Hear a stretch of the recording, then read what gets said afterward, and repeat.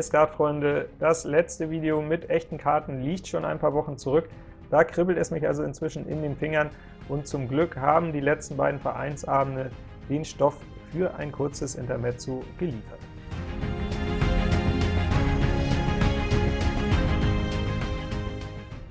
Das ging also damit los, dass Anfang dieser Woche der Spieler in Mittelhand mit folgendem Blatt bis 23 gereizt hat, nicht rankam, fragte mich hinterher, ob ich das Blatt auch bis 0 geboten hätte.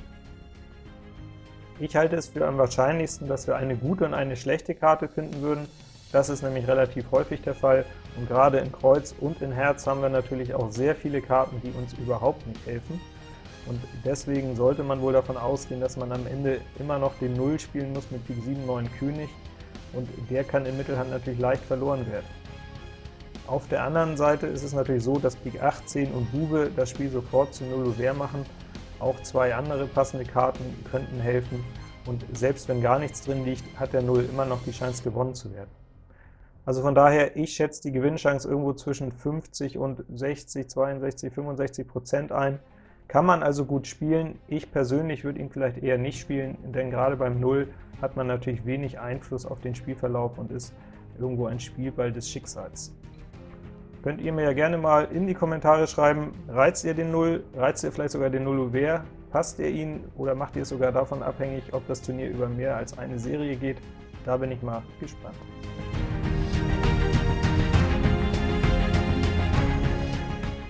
Worauf will ich denn eigentlich hinaus? Ich habe doch noch eine interessante Situation versprochen. Ich konnte diese Frage sofort mit einer Gegenfrage kontern, nämlich vor 2 Wochen habe ich am Clubabend eine Karte bekommen. Da war ich kurz davor, das Spiel bis 0 Hand zu reizen, obwohl ich nicht eine einzige 7 im Blatt habe. Und das, wenn ihr mich kennt, ihr wisst, dass ich gar nicht so gerne Spiele verliere. Von daher haltet doch einfach mal hier das Video an und denkt drüber nach, wie wird die Karte wohl ausgesehen haben, mit der Daniel Schäfer fast ein 0 Hand gereizt hätte, ohne eine einzige 7 im Blatt. Kommt ihr drauf? Tada!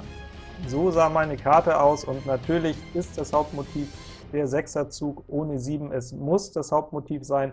Alles andere bietet ja nun wirklich nur minimalste Siegchancen, während diese 6er-Länge ohne die 7 und eine andere Karte, es darf natürlich nicht die 8 fehlen, aber jede andere ist egal, die kann man beim 0 gut reizen. Zumindest hat es eine ausgezeichnete Chance, wenn die fehlenden Herzen 1:1 verteilt sind. Wer also gerne Grangs reizt, bei denen die Buben kommen müssen, der wird auch gegen diesen 0 nicht abgeneigt sein. Und blanke 8, 8 und 9, auf diesen Karten will man den 0 dann natürlich schon nicht mehr verlieren, weil es dann auch überhaupt keine Abwurfmöglichkeiten in den anderen Farben gibt, und insofern super Chance. In Vorhand lässt sich das Blatt ja sogar als 0 Ouvert Hand spielen, mit der Herz 8 raus und einer ausgezeichneten Chance bei keiner einzigen 7 im Blatt. Das ist doch wirklich skatkurios. Ich saß allerdings in Hinterhand, da verbietet sich das offene Spiel natürlich, habe entsprechend nur bis 0 gereizt und mich dann auch gegen den 0 Hand entschieden, denn das verlorene Spiel zählt ja doppelt, und insofern ist auch eine 50-50 Siegchance für mich nicht unbedingt ein Plusrechner. Da kommen wir dann auch schon zum Ende und zu meiner kleinen Abschlussfrage: Wie hoch ist denn eigentlich die Chance, dass die beiden fehlenden Herzen 1:1 verteilt sind? Wenn wir jetzt einfach mal annehmen, dass keine davon im Skat liegt. Das ist eure Hausaufgabe, und damit sage ich jetzt auch Tschüss, bis bald.